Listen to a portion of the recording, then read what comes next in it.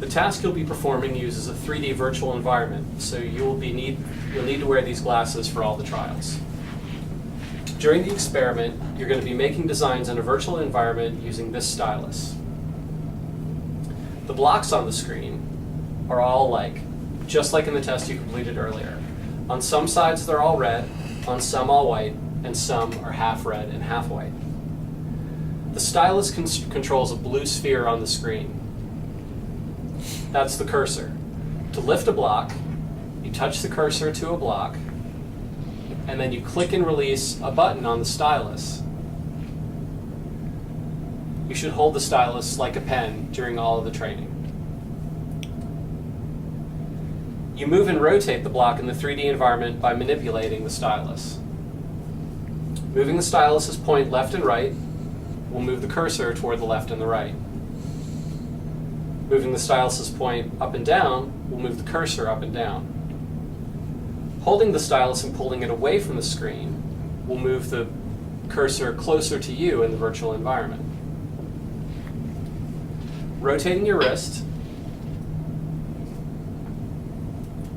and twisting the stylus will also rotate the block. You should only feel physical resistance from underneath when pressing the block against the table. Now, in addition to rotating at the wrist, you can also rotate the block by swiping the block in various directions. And you achieve a swipe by moving the block quickly along one surface while pressing down on the stylus. To release a block after lifting it, you only need to press it against the work surface. Your goal is to use the blocks to match the figure at the top of the screen as fast as possible. You should place the blocks at the grid that's been drawn for you at the bottom of the screen.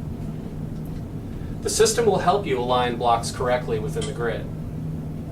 So as you move the block above the grid, notice that the block snaps into position.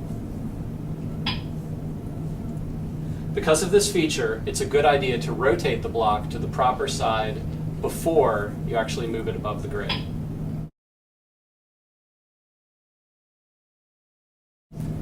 You will also feel some assistance through the stylus during the task. When placing a block correctly, you will feel a slight force pulling the block into position. If you place a block incorrectly, you will feel a force pushing the block away from the grid.